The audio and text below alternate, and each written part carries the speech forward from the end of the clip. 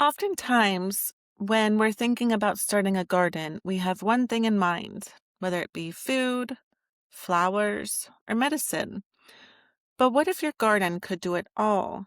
And what if there were plants that could do more than just one thing? Welcome to Womenfolk Revival, where we are deeply rooted and wildly intentional. I'm Maggie. And I'm Mira. And happy Mother's Day to you, Maggie. Happy Mother's Day, Mara. Thank you. Before we start today, it's Mother's Day here in the US, and we just want to say Happy Mother's Day to all of the mothers listening, from the moms raising babies, grown children, grandmothers, adoptive mothers, and women nurturing animals, homesteads, and communities. Even the women who simply carry nurturing energy into the world around them. Whether you have children or not, we always carry this deep life-giving role through the way that we care for people, the earth, and each other. So today we're thinking about all of you listening in here in the US, Canada, Pakistan, Nigeria, and everywhere else around the world. We hope today reminds you how valuable and deeply needed you are.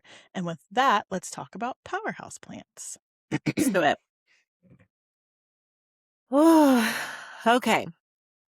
We have a lot of information, and I Yeah, get really excited, and she sometimes I does. can carry on. So She will.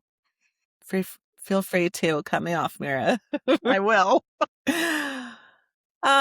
So powerhouse plants are ones that provide multiple purposes. They are food, they are shade, they're good for wildlife, good for the soil.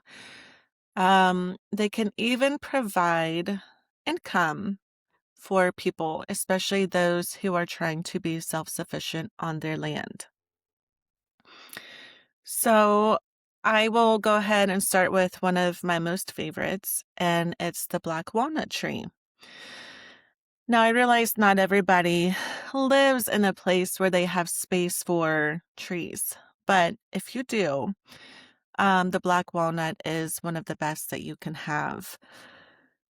Aside from providing a extremely nutrient-dense food, the walnut, which is high in your good fats, your omega-3s, high in protein, and a great source of many minerals. Um, this tree just goes on and on with what it can do for you. So let's talk about what these little What it can nuts do for come you. inside of. Yes. The hulls, which is the outside covering of the nut, oftentimes they start out green and then they start to brown. Those are medicinal and can be used. They're antifungal, antimicrobial, and they can be used in part with wormwood and clove as an antiparasitic, which we will talk about in a future episode. They can also be used for dyes and stains, wood stains. And we here on our property, we have a ton of black walnuts. And we created our own stain, my husband did, that he used for our countertops. We have butcher block countertops, and he installed a bunch of open shelving and stained all of them with the hulls from our walnuts. And it's Now, it's beautiful. is there a certain part of the year where you use the hulls for dye? Is it like when, like when the tree matures, like in springtime, for example, like fruit ripens, then the nut is ripened at that point of time for you to be able to use it for dye? They'll you'll know because they'll fall. They'll just fall to the ground when they are ready. Um, Okay. and you can pick them up right away, or a lot of times we will, depending on what we're doing. There's just so many of them that we'll just have them laying around the yard, and they'll sit in the yard. This when my husband was staining everything, we actually ran out of stain. And it I was remember that. wintertime, and he went outside and dug underneath the snow and got all the ones that were still on the ground, brought them in the house, thawed them out, and then just took the hulls themselves and, rubbed them against the wood so he could finish the job. Nature's hardware Um, store. yeah, yes. And speaking of hardware, the wood is The wood is very valuable lumber, and it's Huh. beautiful lumber. So if you have a lot on your property, then you could always harvest, the trees for that particular purpose, or call on companies and they come and do it for you. And that's another way for you to, make an income off of the trees. And not every part of the tree is going to be able to be used for lumber. And anything that falls or anything that's left over or that's just kind of warped or twisted, it can be great fuel for, if you have a wood stove as your heating Yes. source. It's a great wood to use. It's not going to last as well as your hickory and your oak, but it's comparable to cherry and maple. You can also use it to smoke meats. It does have a more intense flavor. It's a very deep, earthy type When flavor that you'll get from it. when you say But it's not gonna last, meaning that it burns quicker than other wood? it it burns hot and it burns long, but it's not the best. So your hickory and your oak are going to be best for that sort of Okay. thing. But it is like second place. So the nuts were food, the wood was valuable, and the wildlife depended on it. Really makes me realize how older generations viewed trees as a resource to and not just, for decoration.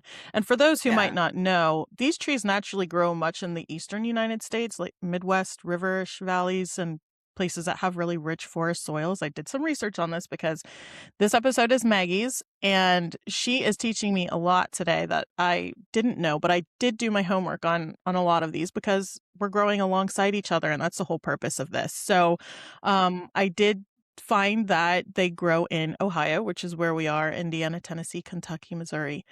Um, so I thought that was pretty cool how they thrive, especially in the deep, fertile soil near streams Mhm. and woodland areas. So that I just found out.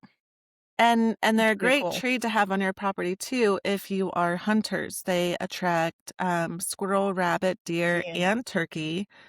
Yeah. And those are all great, viable meat sources. Yeah. So instead of So thinking like, well, I need to go to the grocery store to get some meat today, where can I find some meat? Let's just grow some of these trees, and in a few years, the meat will come to us.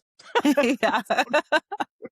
Well, maybe more than a few years for your Right. for Or find a place your that has walnut trees. established trees that attract wildlife forest is key. Yeah. So what's another one of what's your next? My next one is the apple tree. So if you've got a smaller yard, the apple tree is a great viable option. It tops out It's at about amazing. 30 feet tall, and you can get dwarf varieties as well. Um, but your standard 30-foot tall apple tree, if you can do it, is ideal because you'll reap the most benefits from it. A single tree can produce hundreds of pounds of food every year. Oh, That's really? nuts. That's crazy. Because I have two apple trees. It's I'm glad we brought this one up. We are on limited area here, and we are in search of our forever home in the next year. We were going to do it this year, but we can't. So we have all of our stuff in grow bags, and I have a what was it, a Fiji and a Gala tree now in grow bags, and I want to get a Macintosh towards the end of this year, but I just transferred them into 30-gallon bags because the roots were starting to touch the bottom of the grow bag, and I had it in like compost, and my leaves were turning green, and I'm like, ugh. So I had to add like sand and perlite and all this stuff you have to do. Um, but yeah, we have apple trees in our yard in grow bags. So you can do grow bags if you're not moving for a couple of years and you're like, I want apple trees, start now, because by the time you Yes. move in those 2-3 years, they'll start producing fruit in 2 to 3 years, I believe. So that would be the perfect time to get them in the ground in their forever home. I always forget who said it, but somebody said the best time to plant a fruit tree was 10 years ago. The I next think that was best Lena, time, wasn't it? No, that was no, you. That no, was you. that We were was, talking about this yesterday. yeah.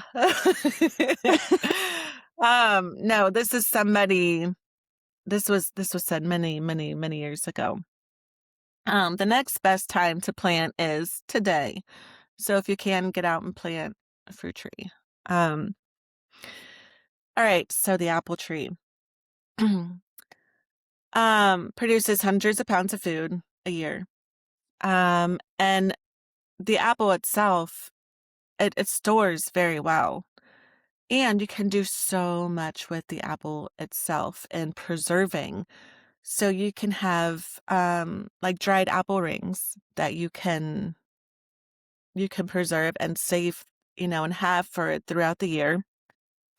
You can make applesauce, apple butter, canned slices, and all of these things you can, which will keep for years to come. You can also make fruit leather with the apples. And those also will store for a very long time, especially if you can get them in one of those airtight packages. Um, Also with the apples, you can do hard cider, apple cider vinegar, Yes. um, which I know you are. Mira drinks apple cider vinegar daily, I do. right? I am sorry, I have a child in the room. Well, chaos is breaking out. Yes, I do apple cider vinegar in the mornings with my water, and it helps aid in weight loss. I did this again years ago, and it helped me started losing weight, but I didn't see it until within, like, you have to do it for a while, like 6 months. Anyways, with that being said, the mother, it's a cloudy strand substance that you see in raw unfiltered ACV. So we always get our ACV with the mother. It contains natural enzymes, beneficial bacteria, and it has compounds that are created during the fermentation process that Uh-huh. are filtered out when it's processed. So if you get your vinegar, apple cider vinegar, on the shelf without the mother, it has been filtered and processed. So We need to do an also make episode on how to make it. we should. And also be sure anytime you drink apple cider vinegar and water, first of all, don't ever do it by itself. And second of all, use a straw because it will mess your teeth up. It's very harsh on your teeth and your throat. So always use a What's straw. that popular brand? Is it Bragg's? It's Bragg's, and it was owned by who does the Apple guy? Who's the Apple guy? It was owned by like a singer. She took over, but at first it was owned No, by it was bought by Bill Gates and Katy yes, him. Perry Him, for him, yep, whatever them. for And whatever. I stopped using that. Don't buy Bragg's I anymore. It's don't no know longer what I a use, trusted but source. I use a organic one that I get on Amazon, but I'm not for sure what the brand name is. Yeah. Just So yeah. look for your organic non-GMO and trusted source Hmm. for Hmm. for that. Yeah. All right, back to the apple tree. Um, so along with food production, you also have ecology. It's great for your surrounding wildlife. Um, and it's a great attractor for pollinators, a great source for Hmm. pollinators. You can also use the wood for woodworking. Um, I think they make spoons and it's just good for general carving and different tools. And then also you can use the apple tree wood for smoking meats as well. Maybe in combination with your black walnut wood. That would be a nice Sounds combo. interesting. Hmm. Yes, Okay. We got a lot to cover. we do. What do you want to do next? Next, let's go. I guess we're just going down in size. So, next would be our shrubs.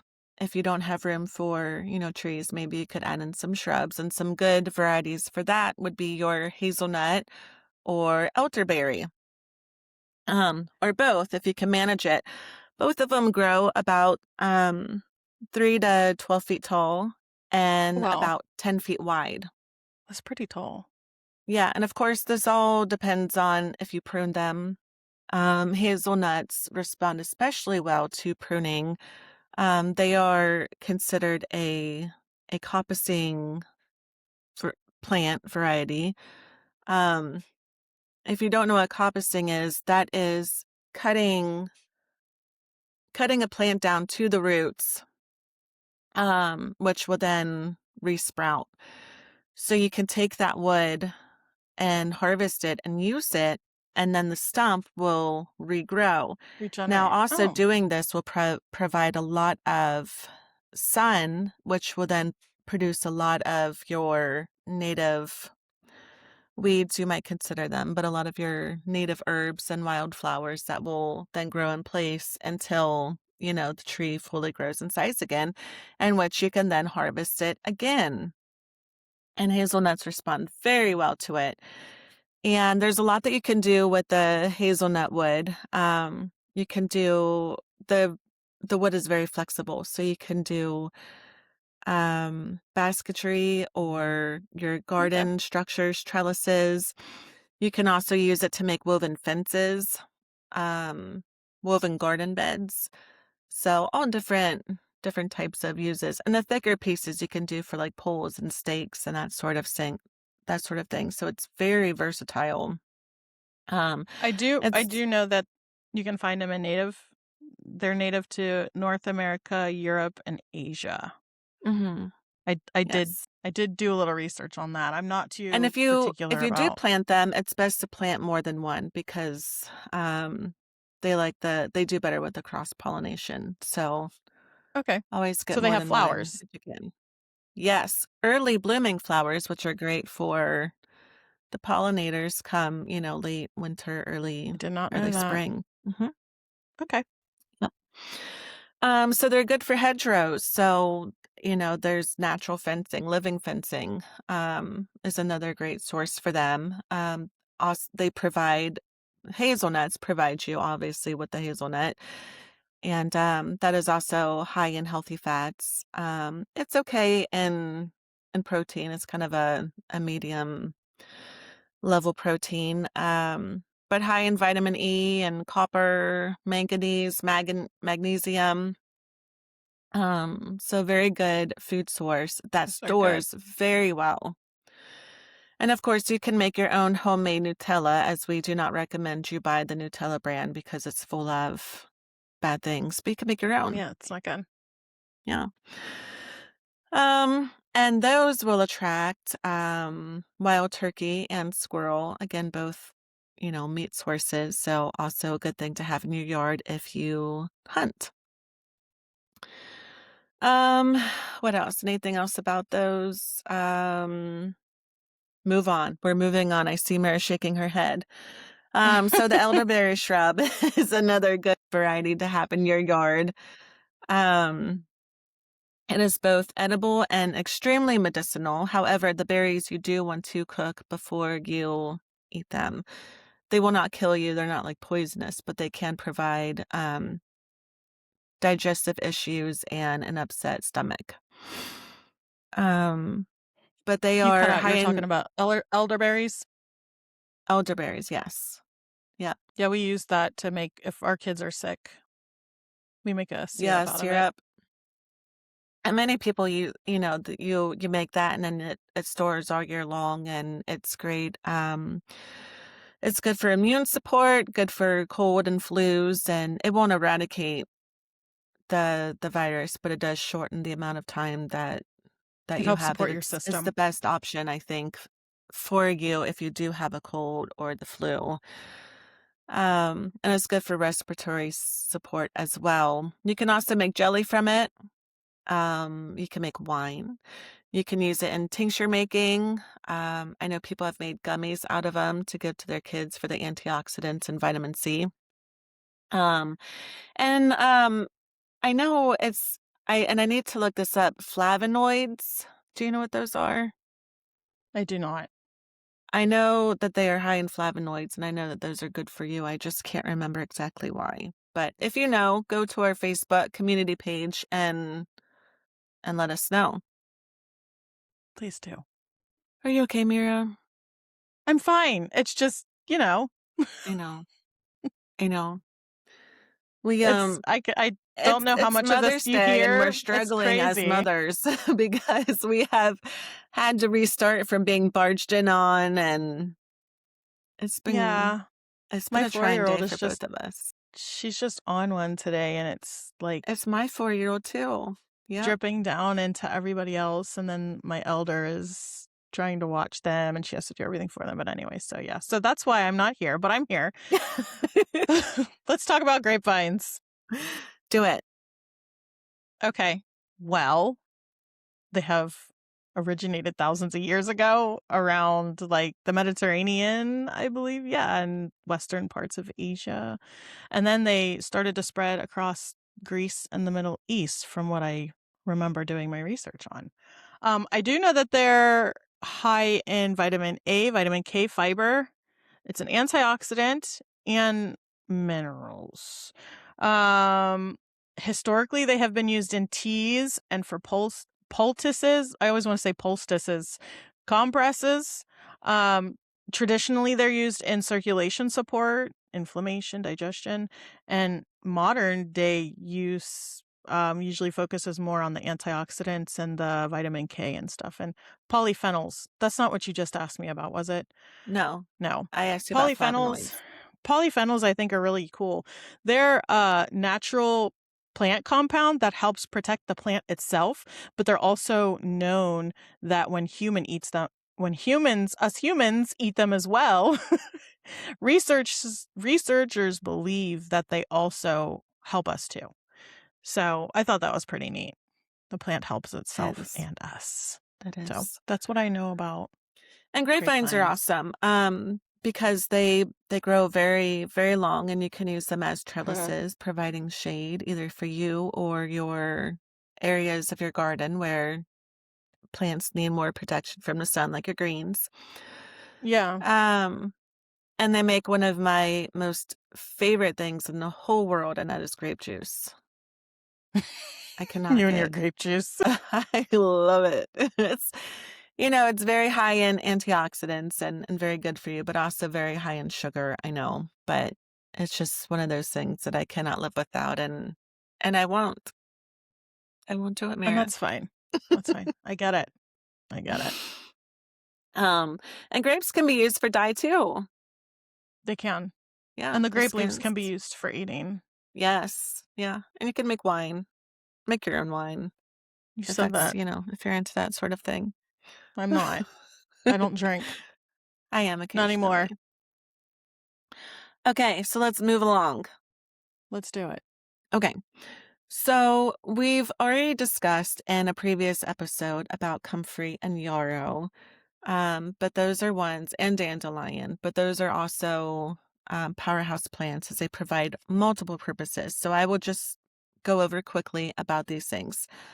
So comfrey is a medicinal herb, let's just say more topical medicinal herb, great for poultices, and using for Butt cream. bruises, cuts, sprains, and even broken bones. Well, I wouldn't put Of it on course, if you anything have that's a broken bleeding. bone, don't put it on anything that's Open. bleeding or an open Yeah. wound because it Actively is bleeding. such a fast healer. If there is an infection inside of your It'll get wound, it can enclosed. actually heal over and create a bigger problem. So use yarrow. Yarrow is antifungal, antimicrobial, and it will stop bleeding. Um, so use yarrow first, and then once your wound is healthy and it's closing over, then add comfrey, and whew, it'll be gone in no time at all. It's also dead knit bone. So if you have a broken bone or maybe just a minor break, obviously you want to go to a doctor, but Please do. you can use comfrey and it'll heal you.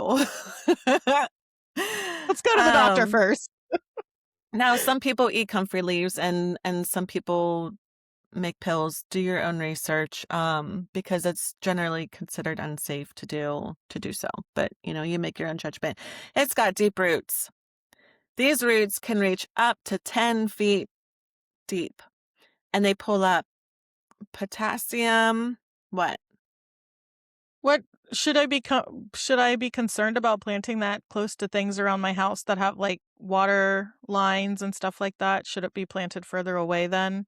No, I don't think that they necessarily will mess up your power lines. They're not one of those Water. plants like Water willows lines. that,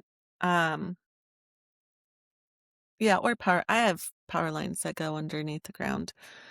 Here in Um, the country. What we what is also this have them again? up above too. Lots of fun. They're all over. Comfrey. Um, yeah, but it's not one of those plants like willow that like sources out that and like goes to it and can be structurally damaging. I'm not sure that comfrey would. It's a softer root. Um, I don't know. I honestly don't know, Mira. Possibly. It says concrete roots do not actively destroy water lines. Comfrey roots. It sounded like you said concrete. That's what it said. You scared me. Yeah, concrete Jeez. roots is what it said. What do you need? Okay. Okay. All right, moving on.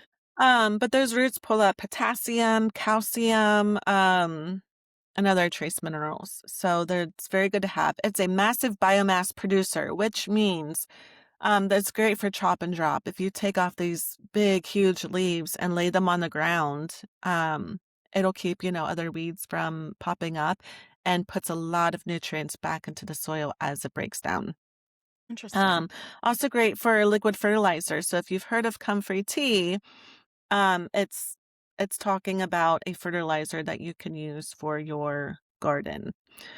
Yarrow. So yarrow, like we said, is a medicine and it stops bleeding, but also can be used internally for different things. It's great for pollinators.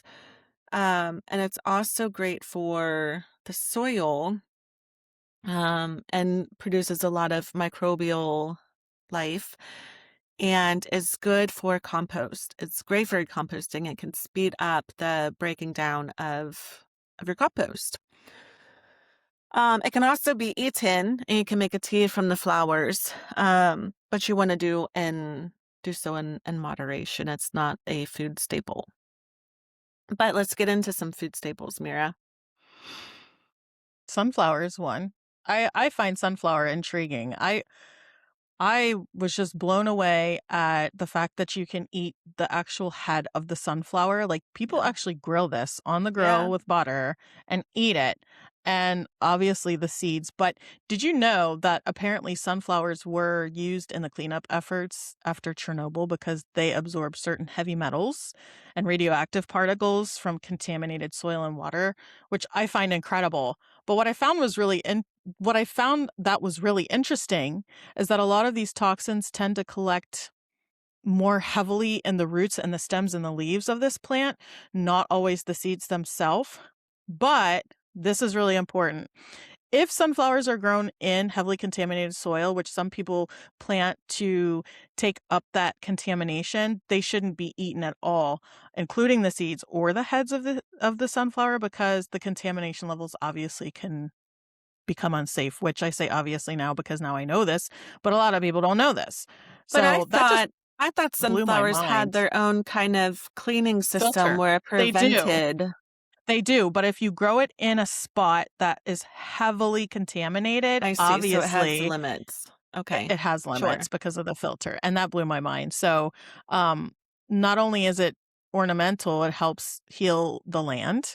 And it also feeds pollinators, and Yes. it provides food, and it supports other plants to grow around it. And I thought it was Yeah. pretty cool. So now I'm And like and obsessed it with can act as sunflowers. a living trellis too. And that goes in Yeah. part with, so if you've ever heard of the three sisters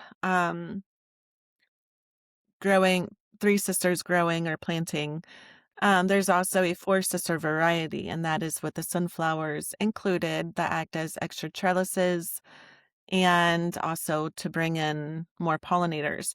But the Three Sisters is a system that Native Americans have used for thousands of years, and it involves corn, beans, and squash, all powerhouse annual crop plants. So you plant your corn first, and that grows up, and then you plant your beans. Um, so as you know, corn need a lot of nitrogen. They're heavy feeders, and beans fix the nitrogen in the soil. So that's what the beans provide for the corn, and then the corn provides a living trellis for the beans to grow up.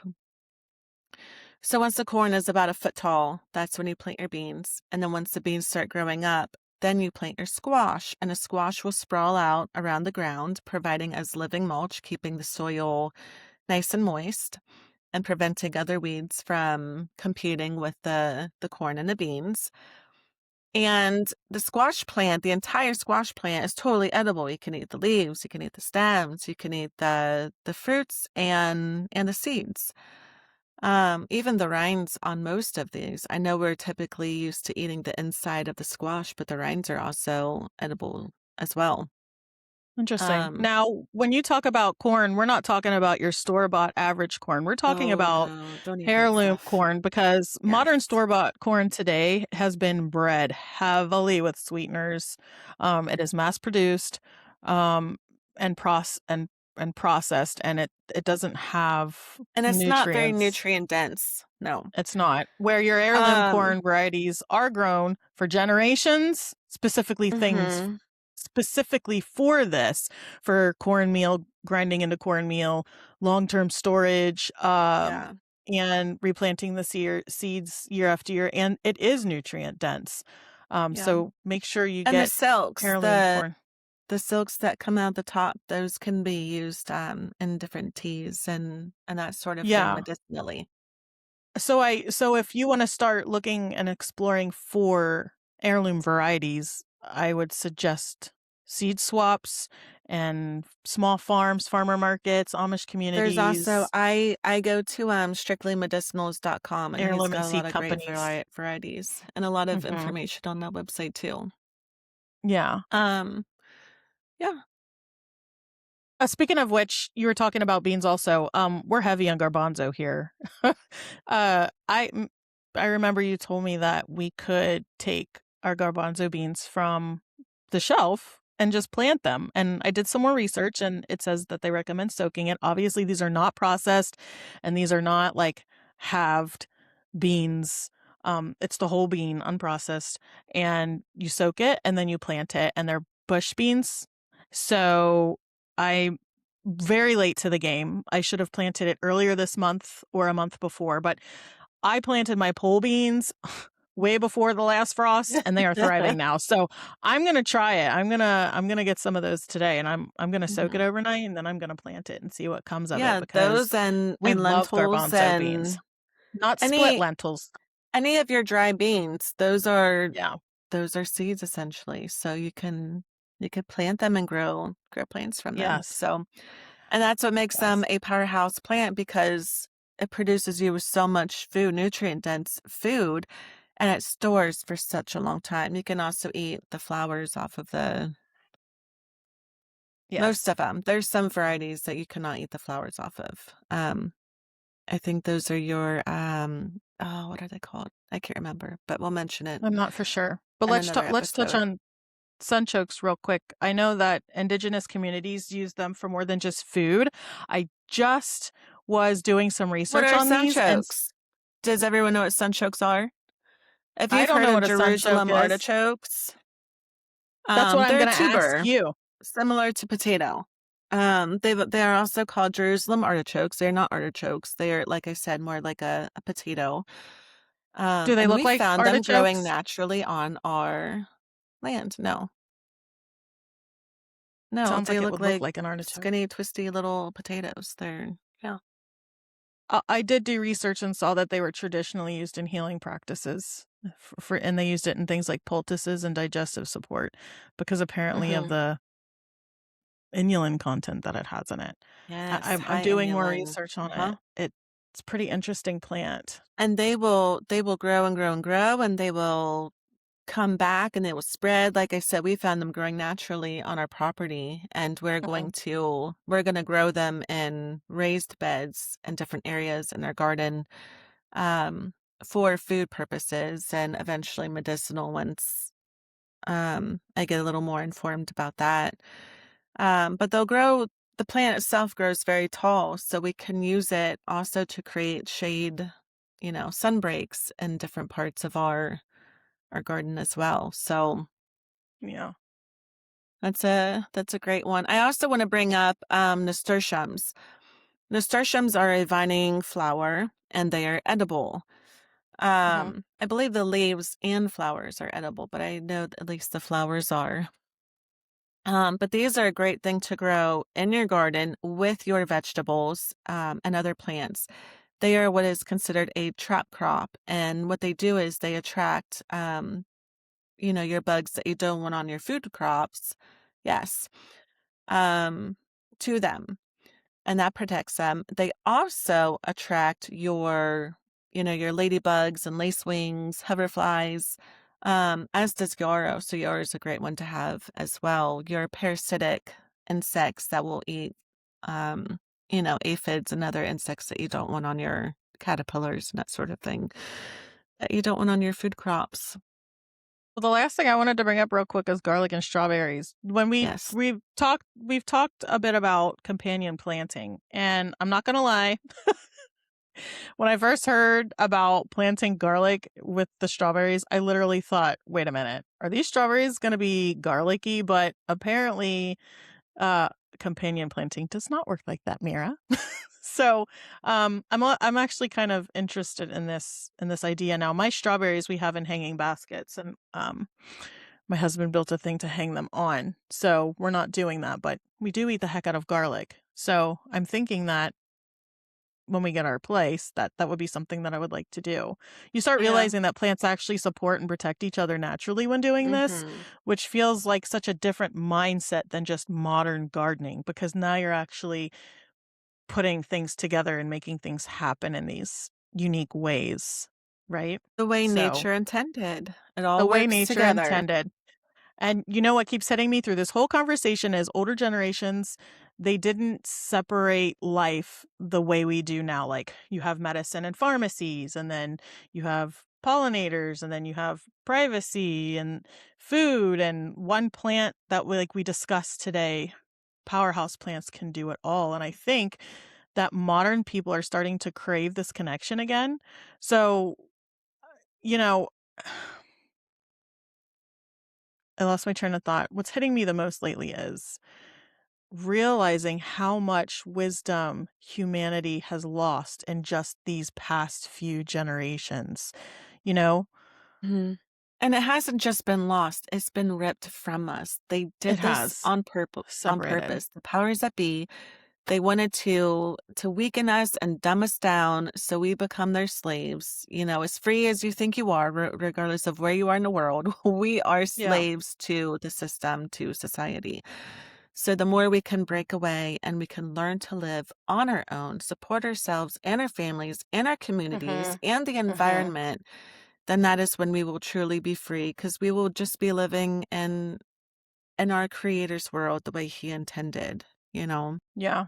And that's why we're building this community, because Yes. we need you all just as much as you might need some people like, us that are just chatting about it on a daily basis. And I think people are craving the slower lifestyle not because it's trendy.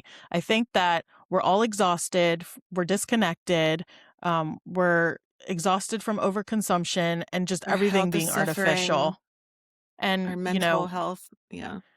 and reconnection starts smaller than we think. Just one plant, one seed, a moment Mhm. just outside, paying attention to nature. And once you start seeing that differently, then you can't unsee it at all. And the world stops feeling so random, and you just start feeling really connected, like today, how we were super connected with these plants in this episode. So we'd Mhm. love to hear from you. What's one powerhouse plant you think every family should know about? What's one powerhouse plant that you've been growing that we need to know about, no matter what part of the world you're from. And if it's fascinating enough, I will try to grow it here. I don't care if it's, the conditions are right or not. So, with that being said, next week we're going to dive into building a self sustained medicine cabinet, turning powerhouse plants into usable everyday remedies, and reconnecting with the healing knowledge many generations once relied on daily. So, until next time, Stay rooted and stay wild. yes, stay wild.